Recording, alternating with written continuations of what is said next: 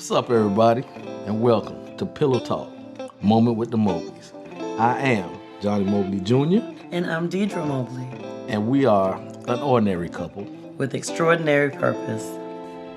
And as always, we gonna do what? Jump right in. Y'all ain't tuned in just to hear us chit-chat, so we go get to business. Hey y'all. How y'all doing? I hope y'all doing well tonight. We are well, and it is a couple days after what? Valentine's Day, Love Day. And we're back. It is. It's the 18th. Well, I don't know when Valentine's Day is because I'm loving you every single day. 365. So the 14th don't mean nothing because before the 14th, I was loving you from January 1st. Yes. Of when? 19 long time. 19 long time. You're crazy. Yeah. I stepped over there real quick and it was a little hot, but it's okay. And we just say that, y'all. You know, by no means do we take away from the holiday, but as we stated, we try to show our love and affection and honor and cherishing and all that good stuff every day of the year. Yeah. And our goal, our number one goal into this is just to give you insight from our relationship and our life and how we do what we do on a regular basis. By no means are we perfect. By no means do we have it all together all the time. It's definitely a work in progress. But the one thing that I can tell you is what we do it intentionally on a daily basis. Every do it day. Intentionally on a daily basis. Yeah. Especially the times when we really don't want to. The investment, for some reason, somehow the world has taken relationship and marriage and just tried to just attach all kind of things to it. And our goal is to just let you know how important it is. Let you know that you, with anything else, you always got to go back to the instruction book and the manual and the person and the ones who created it. So we're going to keep moving and keep elevating this thing. The wife wanted to talk a little bit more about the love and cherish. It's not a versus. It's, I would say it's more of levels. Yeah. It is. So we're talking, I initially said love versus cherish. Yeah. Just meaning what it means, what one means, in examples of what means versus what the other one means. Yeah. And the examples of what that mean. But before we jump in, honey, I want to share a little bit about, just a brief couple seconds about what we did on Love Day. Because we did something intentionally. Yeah. We actually rode to work into town together. We did. And you dropped me off, and I was fine. And he told me he was gonna kill me because I got dressed up for somebody at work. Yeah. But as y'all probably know from the previous episodes, we are special in our own kind of way. But he dropped me off, and then when we got off, we went by the grocery store versus going out to dinner. Because we're trying to, be responsible about our coins, being that we're purchasing a home and everything. So we're just trying to make great decisions. So we actually purchased the food and we came home and we cooked it together. And so we had a great time. It was a seafood night. Yep. And we actually did a little bit of scallops and shrimp and salmon, asparagus, and the mashed potatoes with the mascarpone cheese. Look it up. Look it up, ladies. Look it up. Men, too. You can look it up, too. But it was absolutely amazing. The meat, the seafood, it was on point because Honey did that. And he requested a strawberry cheese pie.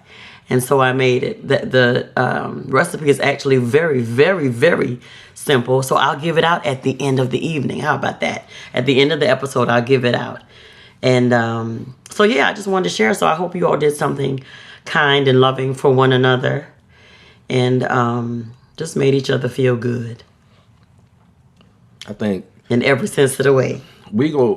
as we continue to do this, we're going to continue to move forward. But as we continue to do these podcasts, we definitely going to challenge and put things in place for you guys to do things like Love Day more than just on February the 14th. Right. So Absolutely. we definitely want to challenge you to intentionally, on purpose, plan to spend time with your spouse. Mm-hmm. Not just on a date night or whatever the case is, just plan. And a lot of stuff, like Deirdra said, we did cook together. Well, I love to cook, and she liked to cook. She can cook.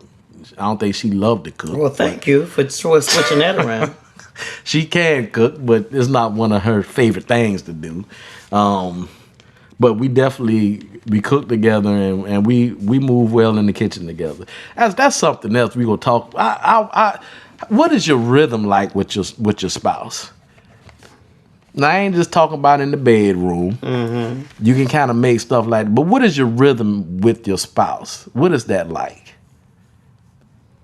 Yeah. And the different things that you do, whether it's cleaning, whether it's cooking, whether it's whatever you might be doing. When you do something Raising with kids. your spouse together, what is your rhythm with that? Just something to think about. Just something to think about. We'll talk about that more too. Okay, so let's jump on in. As Mr. Mobley stated, we're talking about love, and we're also talking about cherishing, and what the differences are, what the similarities are, some examples of it as well. So, tell me your definition of what you think the love is, and then cherish. Okay. Well, as always, I was going to actually give you one with what it means to, what the, like the definition of it. Well, I want to take it from there. Definition. I want your definition. Oh, don't be nasty. That's what I want, your definition. Okay, so love. What would you say? Love, for me, love is a feeling. It is I think, a connection. And this is from a woman's perspective. It's a feeling, it's a connection between two people.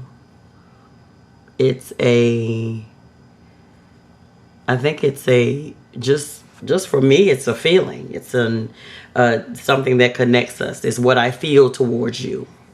It's what I know that my heart yearns for you, is attached to yours.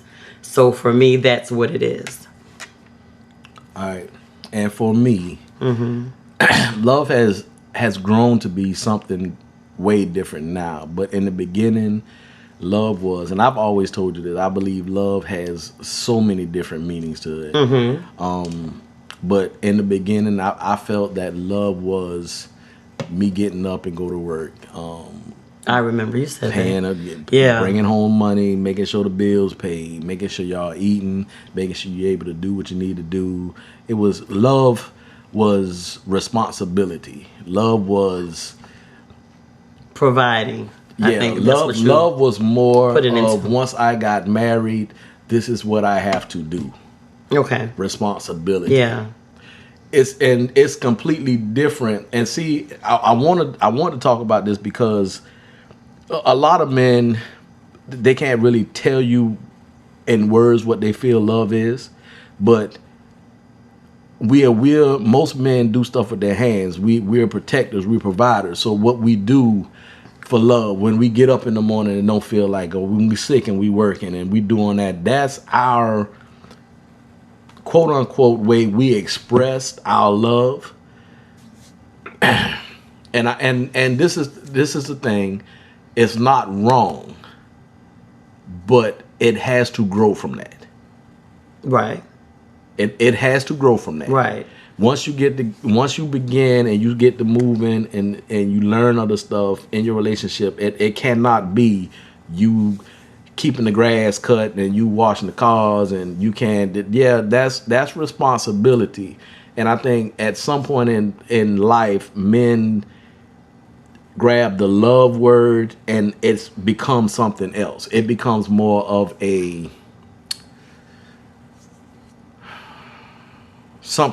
becomes more of a thing that you do.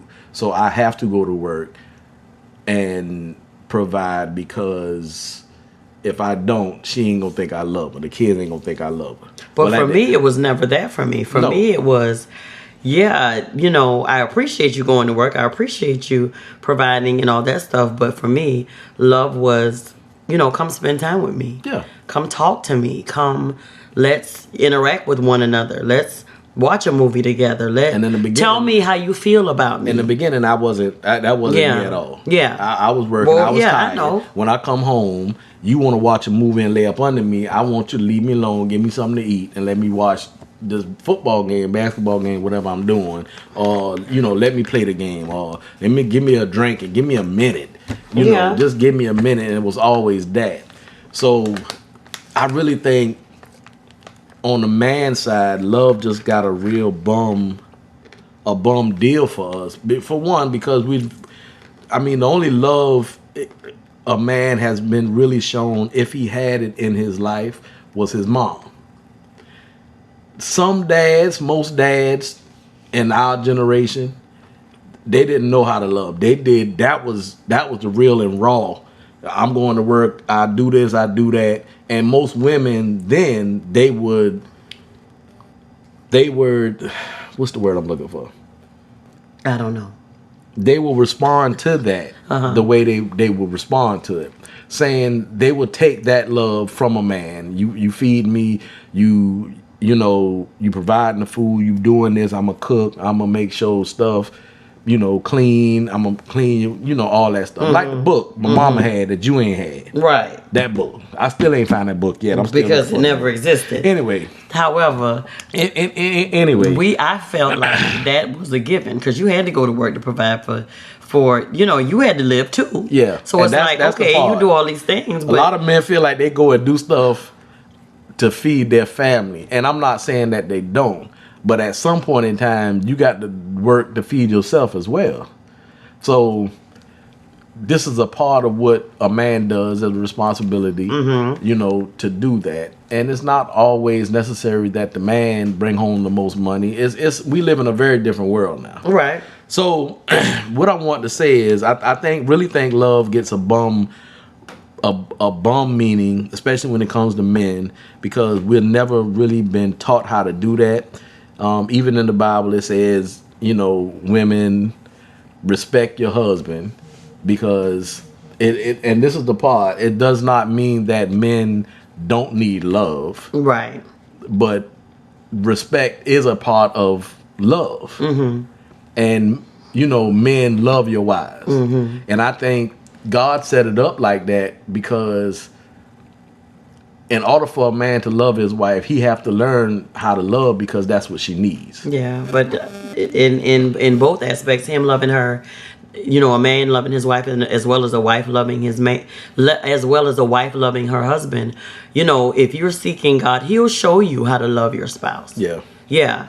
And I think He'll love you. And I think I don't think you never heard me say this before, but I really believe that God saying women respect your man has a lot to do with a woman submitting.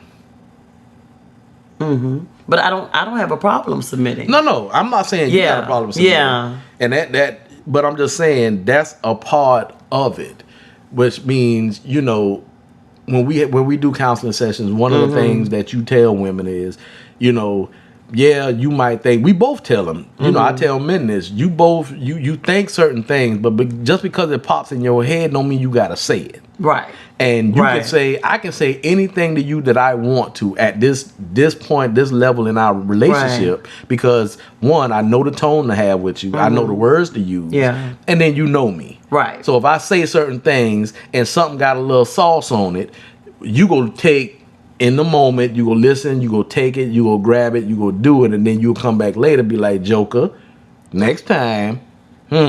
Don't talk to me in that tone, sir. But at the point, a lot of it takes a place in your relationship to be able to do that. Yeah, you're right. But the love part. But I want to get to the cherish part.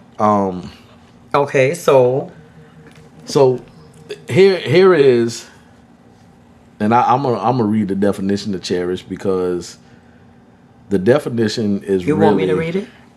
Is really well. I tell you what, go to love and find the definition of love and read what the definition says. I had it ready, but you say that's not what you. Yeah, wanted. but I wanted to hear what you said because I needed to say my side. I know. As far as what love I know. is. So it in the dictionary it is defined as an intense feeling of deep affection. To feel a deep romantic or sexual attachment to someone. Whereas you want me to give cherish? Whereas cherish says to protect and care for someone lovingly.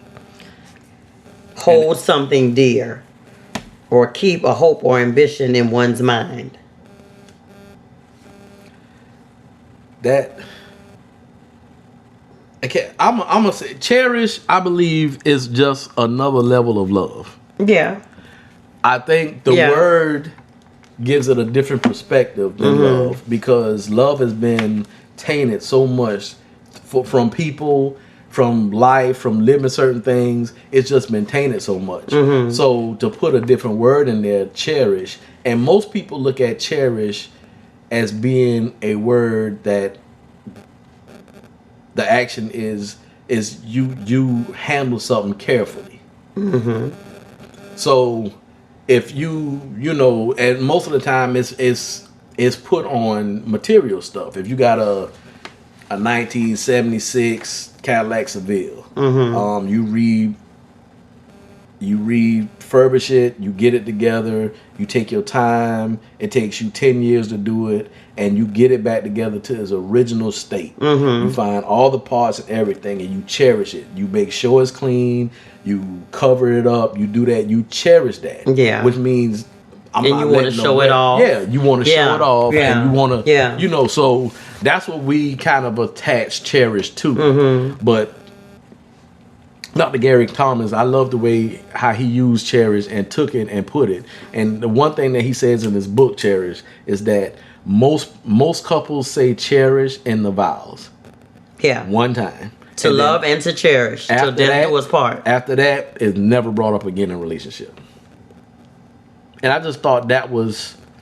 Because think about it, until we actually started doing the stuff that we've been doing and looking for we didn't know about it until like a few years ago. You know, and we got to a point in our relationship, like literally, I would say probably about 5 years ago, that we would just look at each other and I'd be like I love you, like I feel like it's just so much stronger than that. Yeah. Remember we used to talk about that? And it's like, you know. And then when we came across the word when we were teaching. Cherish, that kind of just like. That was it. Oh my God. How did you find another word to put like steps above me loving you? Yeah. You know what I'm saying? And like I said, I don't want nobody to think we said, because love, in my opinion, and this is not a proven fact or nothing like that. In my life, in my world, in our world, it is. Yeah. Love has a lot of meanings to it. And I mean, we can start with the Bible. The Bible said God is love, period. So when we look at that and when we go forth with that, they give a lot of different, I guess, definitions of what love is. What's that scripture? Love is patient. Love is kind. Yeah. So that's God saying what love is. What love is. He's putting. He's giving you direction on how you need to look at it. What it is and what it's not. What it is. Yeah. And what that's not. What I was reading earlier today. But throughout living in life, all of us have heard love in different ways. We've heard it's tough love. We've heard that. We've heard sometimes love is telling you no. Sometimes it's a lot of different, meanings to it. But I think one thing that I read, and you guys, we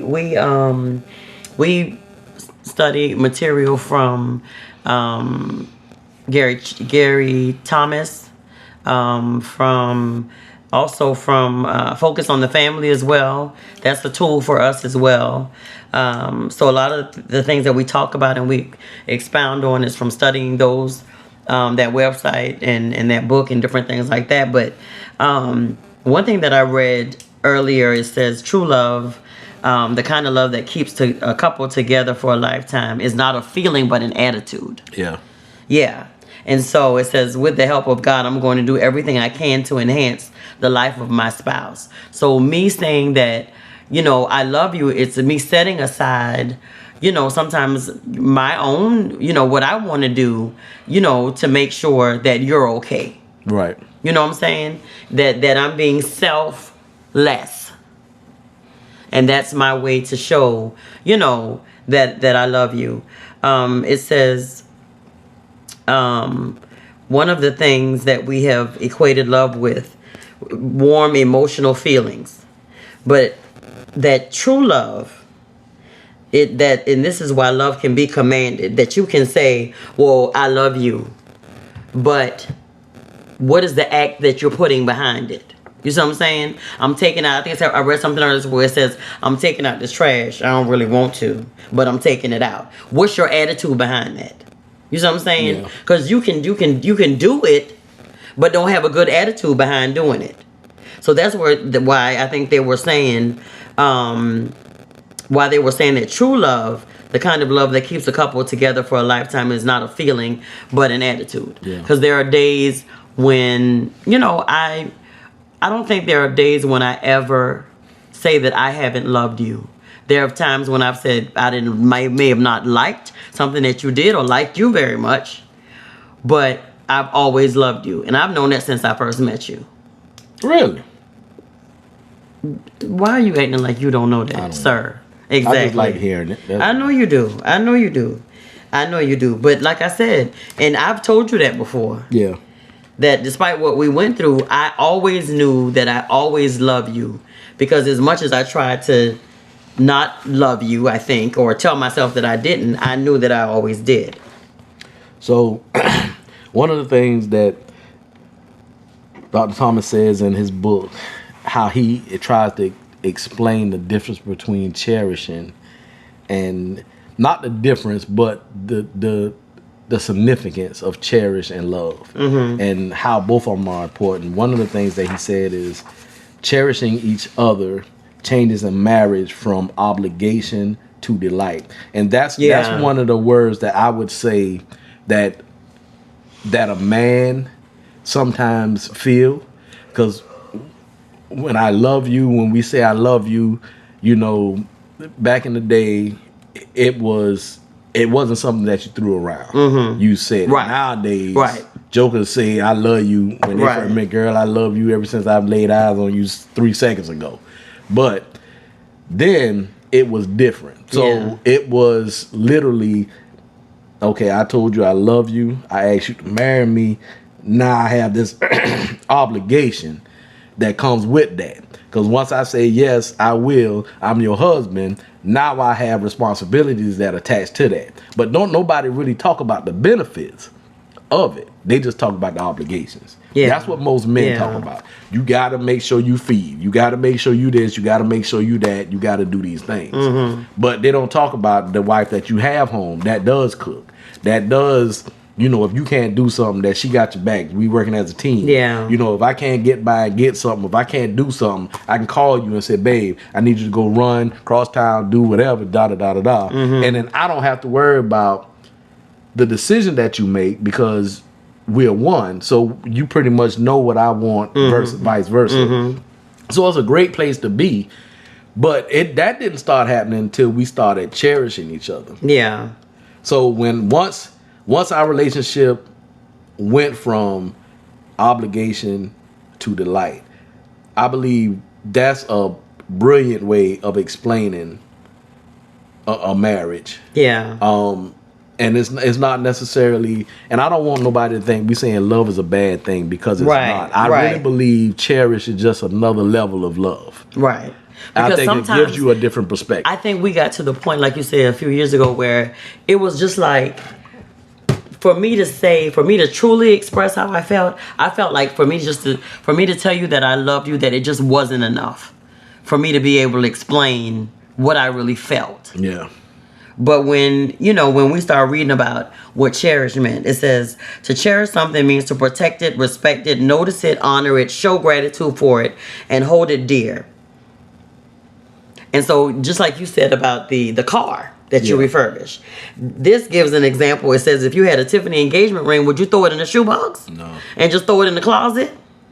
You gonna take care You of want it. that on your finger. You want to use the You want to use the cloth that comes with it to polish it. Every chance I'm gonna have it on my finger. My nails gonna be done every week. Yep. Cause it got to look good with this rock Lotion on it. gonna be on your arm. Right. All that. Your hands ain't gonna be ashy. All this finna be nice and presented for this platform to back this Tiffany ring up. Right. You're absolutely right. It's finna be a whole production. That's what finna happen. And you completely just want to show it off. Yeah. That's what it's saying. Yeah. Another thing that Dr. Thomas says. Okay. He says that did we make it? when you think about cherishing, he says to cherish your relationship or your marriage it lifts your marriage from being a commitment to being a precious priority. Complete difference. Yeah. Commitment. And like I said, this is and what we got to understand, and this is a if I can say very lightly, it's a play on words. It just, if you hear different words, you think of something different. It changes your perspective. So when you think about a marriage being a commitment, it is a commitment. But do you have the light in doing what you do in your marriage? Yeah. I think about some of the examples that we have, or some of the examples that were listed when we were researching and looking up some of the stuff on love and cherish as well. It's stating that love is about being gracious and altruistic. So love is patient and kind, as stated in 1 Corinthians 13:4. Cherish is about being enthusiastic and enthralled. Like how much better is your love than wine, and the fragrance of your oils than any spice. It says love tends to be quiet and understated. Love does not envy or boast, but cherish boasts loudly and boldly. My beloved is radiant and ruddy, distinguished among 10,000. So love is like you said, it does not envy or it does not boast, but whereas cherish is, I'm boasting about it. I'm boasting about you, baby. When you posted when you put the post up about me the other day, you were showing that you cherish me. Yeah. Because you were boasting about your wife in all her fineness. All her fineness. My God. Hallelujah. My God. Do you We'll take a moment of praise right here. Just tell the Lord, Jesus. thank you. Thank you, God. Thank you, Lord. Thank you, Amen. Lord, that you love me. That's your most Little kind. old me. Just little old you. So much. So much. That you created. That all this fineness right here. Shabba. You know what? I'm not playing with you. But it says love thinks about others with selflessness, as I stated earlier. It's about being unselfish. That's really was. Cherish thinks about its beloved with praise. What was we just talking about? Yeah. You in essence praised you honored me in that post. You and not just you don't do it just for show or just for anybody, because you do that in our everyday life, in our real life. It's not just for somebody to say, "Oh, look, I put something up here about my wife," but you don't tell me that, because you do.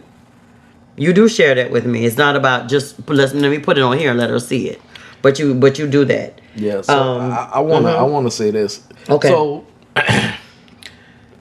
I want you guys to go when you get a chance and go to the book of the Song of Songs in the Bible. And when I tell you, if you don't think that God created marriage and what it's for, read that book of the Bible And that ain't nothing Is it but Song of straight Solomon? love. No, the Song of Songs. Okay. Let me let you know where it's at.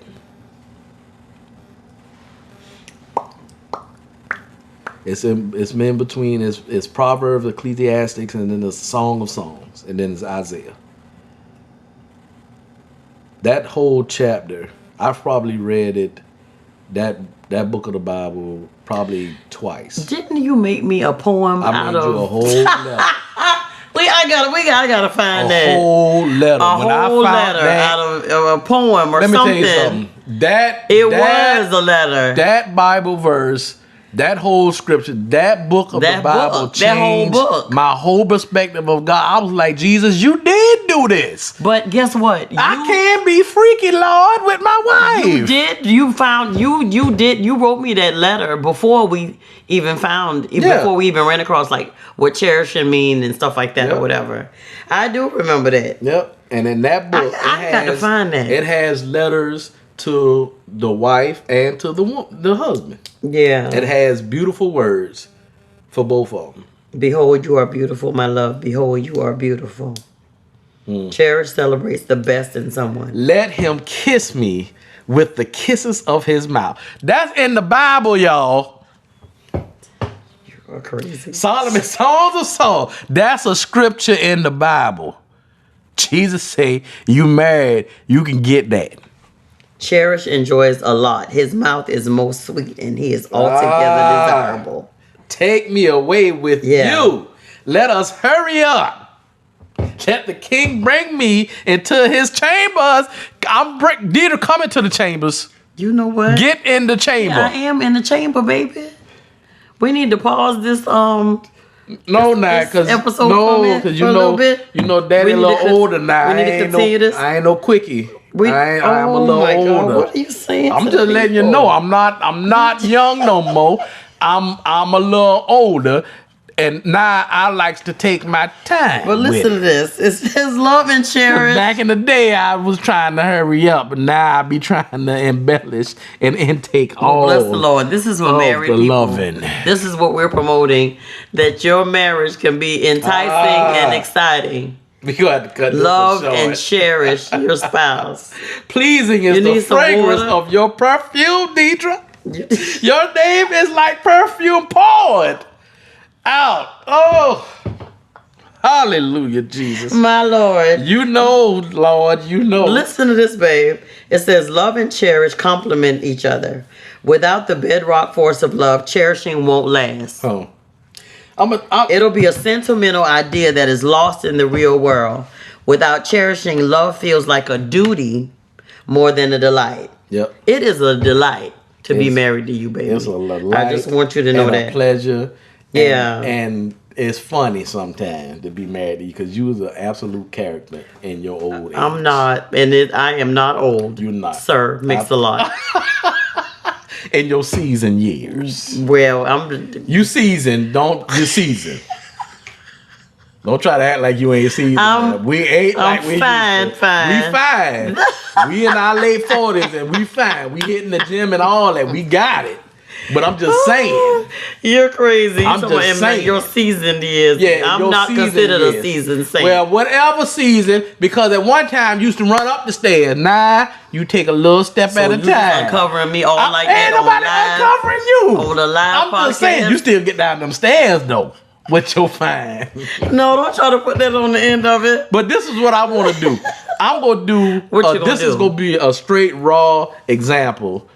Okay. Tangible, organic of what love and cherish is together. So Deirdra has no idea I'm about to do this. I don't, y'all, and I don't even know if I'm here for it. She for it. Oh my God. And she will jump on it. Oh, so Jesus. if I had to explain what love is, I would say love is this.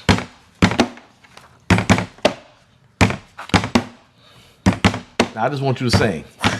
Whatever comes to your heart. This is love.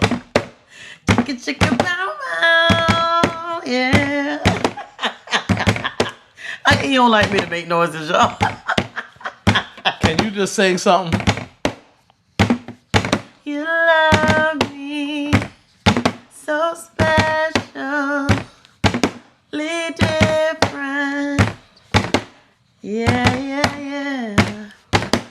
Love, I love you. I cherish you. I honor you. Now, let me tell you what just happened. When I made the beat, that was love. When she started singing, that was the cherish. The love is the foundation of what the cherish is. Yeah. It's no cherish until when she started singing, it was carefully put. She used her words. She had to use a tone, a melody, all that. Love is the rhythm. The rhythm was there. The beat was there. Was the foundation. The cherish ride on top of that. That's good, Mobley. You want a donation on that? Yep. Okay. I'm gonna read some more of these scriptures to you. I ain't got. Let me tell you something.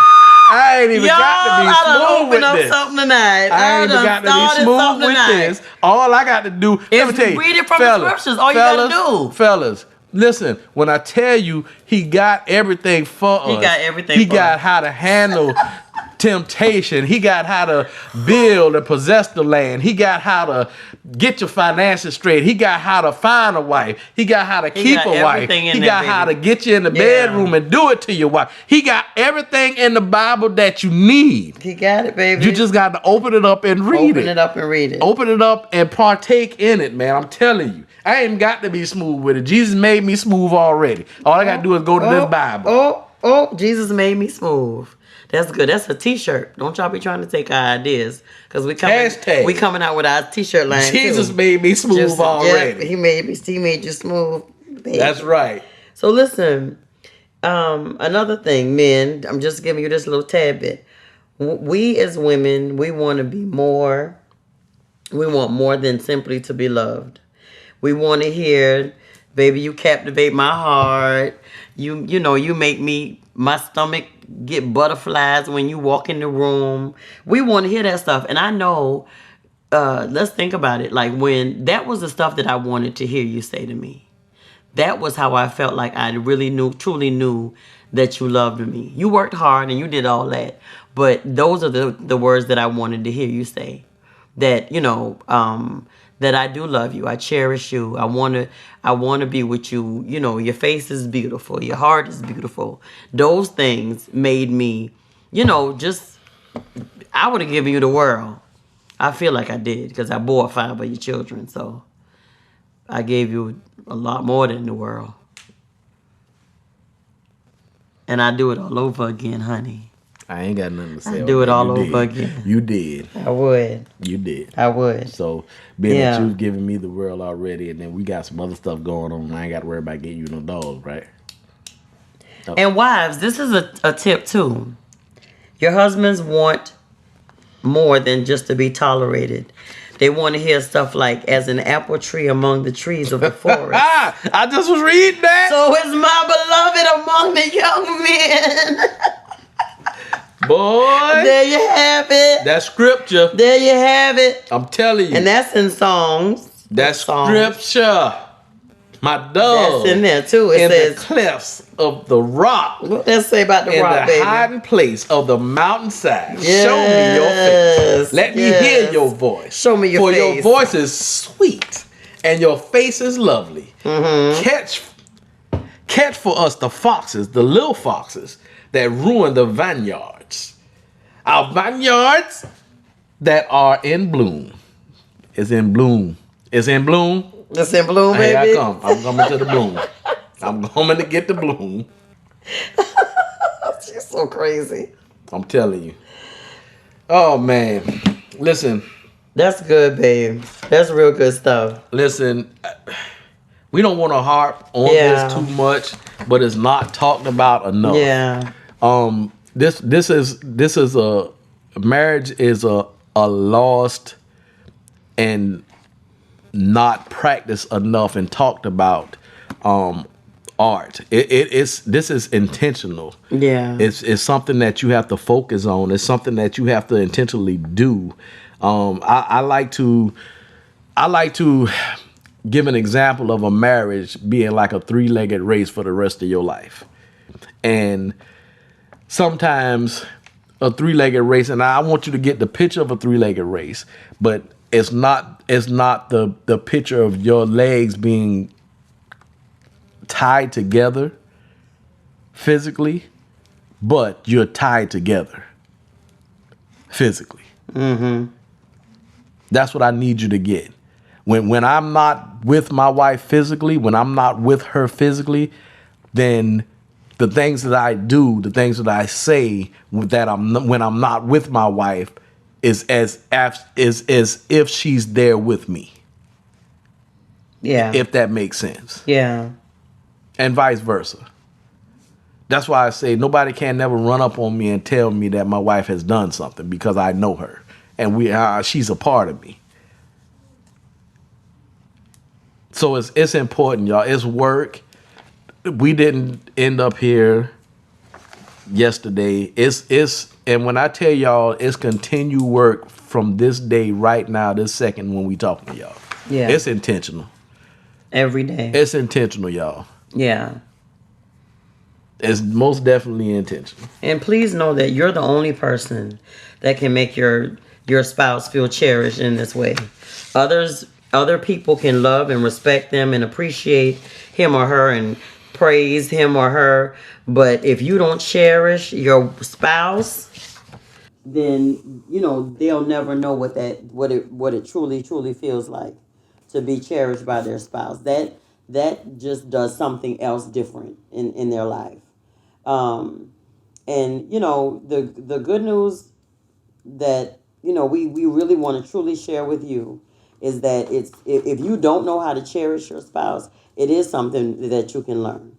It truly is something that you can learn. Of course, you can pray about it and ask God how to do it, how to be more effective in doing it. But you can also do what we do. We research stuff. Johnny's more of the researcher, and he'll share it with me. We, read up on different things so we can be effective, have effective tools and stuff to use when we're counseling other couples and stuff like that or whatever. Just trying to empower them and give them information, so they can have ahead of the game. Not just, about counseling them in troublesome times, but in premarital counseling or just speaking with couples, just to let them know.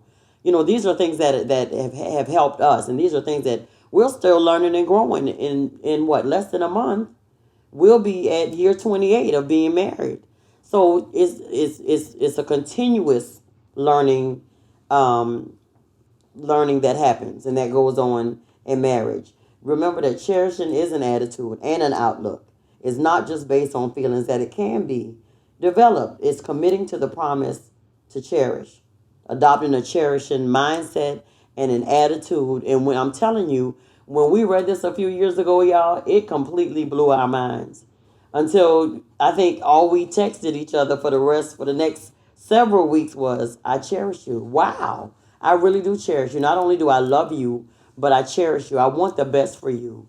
I want you to be healthy and whole and nothing but good things come to you. I want to be there when you're feeling down or when you're feeling low. I want to be there to encourage you and support you and speak life into you. I want to pray for you and see you do well and see you prosper. So all those things come about when you do that intentionally for each other.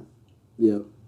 And we're about to close out, but one thing I want to tell you, just like Dieter said, I want to highlight that once more.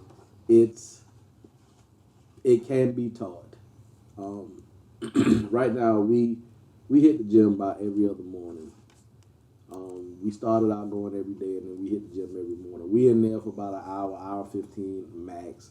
We go in, we hitting the treadmill for about a mile, a little over a mile, whatever the case is. And here's one of the things: I cannot stand to run. I hate running. I'll walk forever, but I hate running.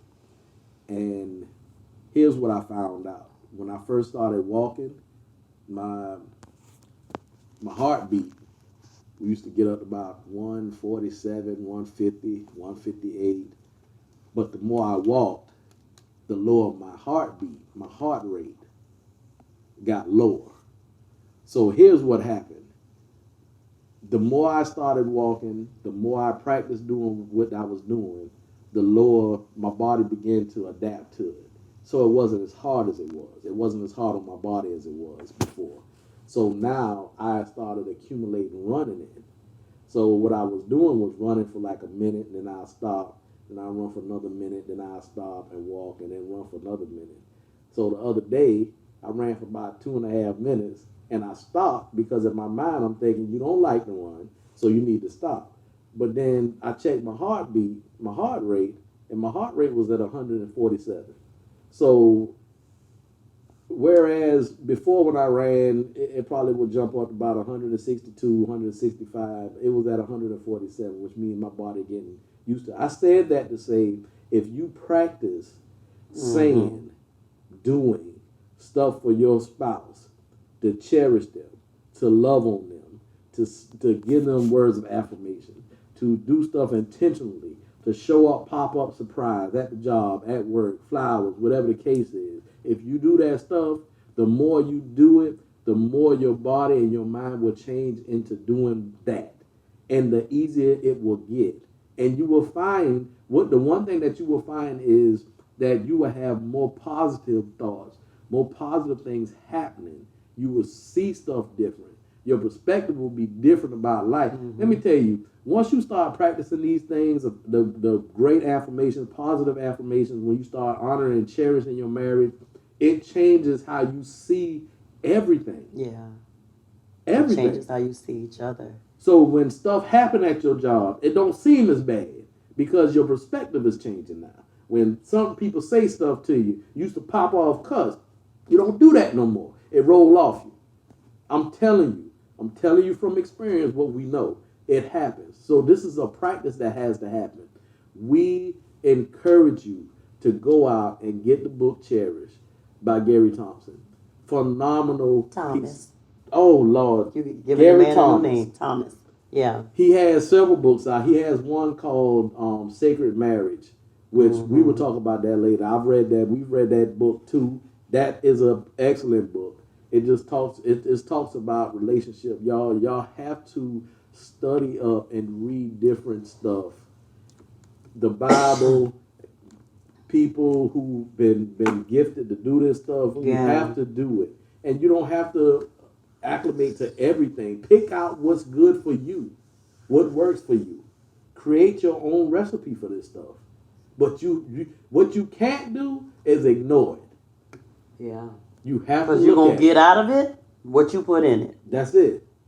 Yeah. That's it. The only reason I still don't run, because in my mind ain't flipped to that yet, but I still don't run. But I really feel like if I go in and start running, when I get on the treadmill, I probably can run for about 3 minutes. Oh, and that's a blessing compared to when we first started. I probably can run for longer than that. But in my mind, I'm telling you, my body will be willing to go because I've been practicing this stuff. Yeah. My body will be willing to go further than what my mind will want to go. And that's the part. So you got to change your mindset. Remember what we said about this year. It's in 2020, man. This is not a time to be sitting on nothing, to be waiting, or to be planning. Just do it. Yeah. Just do it. There's no need to be in a marriage. If I have all these tools that I can use to enhance my marriage, to make it more delightful, just because day by day I want to challenge and I want to do new things with my husband. I want to take new adventures and try new things and make it exciting. Make this life that we have chosen to be together, and to make it delightful, and to make it happy, and to joyful and good. And if I had the choice between doing that or just settling and being in a marriage where I'm not putting anything into it, I'll choose this all day long. Yeah. Because it is intentional. Yeah. Johnny took everything that I was going to say at the end, but I'm glad you did. Those were the benefits of cherishing your spouse. Yeah. And and sharing with your spouse that you do love them, that you do cherish them. You go beyond that, and you intentionally make a decision to make choices and decisions that make not only your life better, but your spouse's life better, where will in turn make your life better together as a couple. And let me it changes things. Fellas, it's no reason for you to have a Bugatti in your garage and on that dashboard, that thing say 280, 320. And you going how much? And you don't never That's right. try to drive it. Yeah. Because you drive me. I'm a Bugatti, baby. you drive me.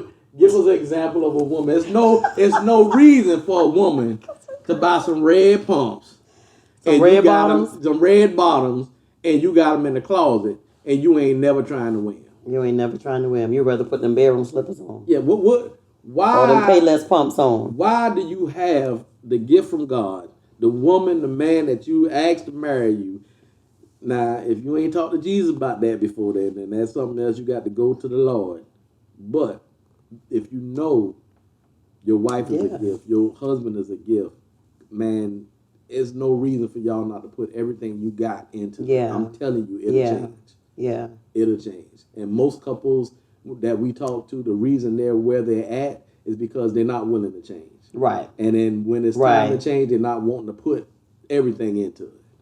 Yeah. And that leads to separation, divorce, and all those other things as a reflection of not putting anything into it. Yeah. So we're going to share, like I said, we study a lot off of Focus on the Family, books by Gary Thomas.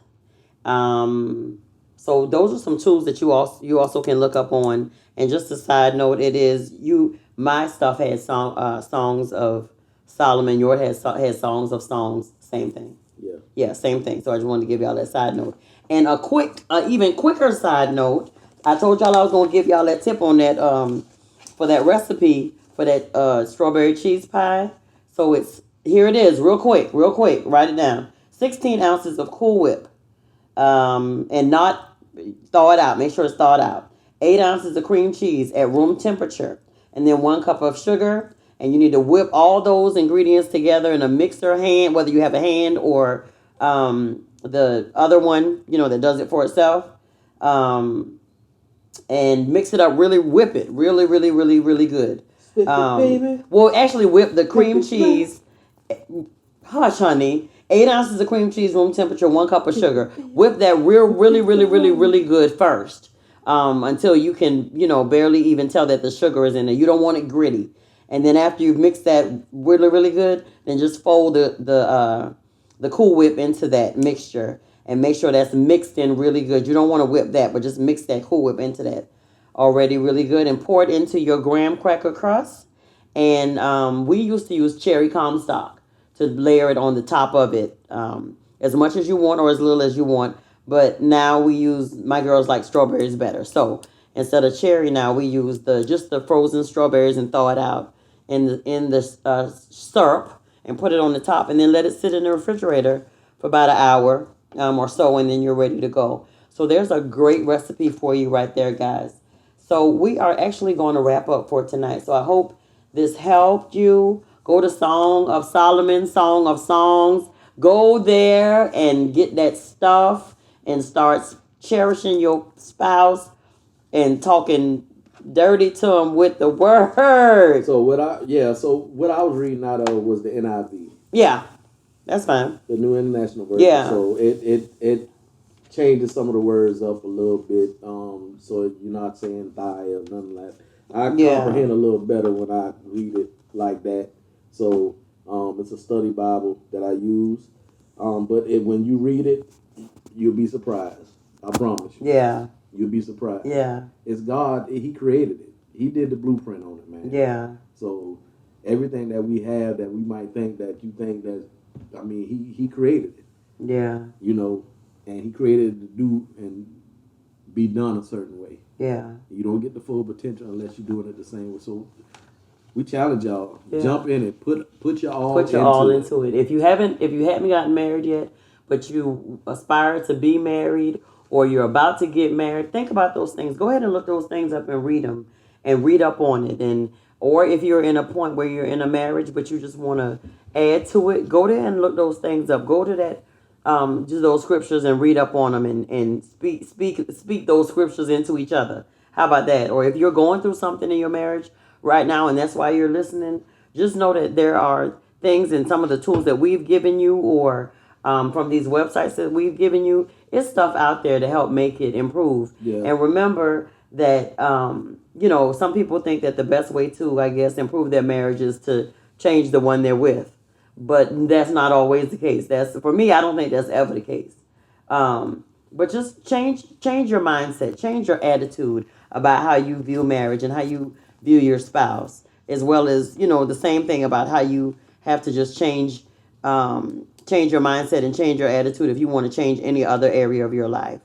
It's the same thing for your spouse. So, Mobley, I honor you, I cherish you, I respect you forever. I love you too, babe.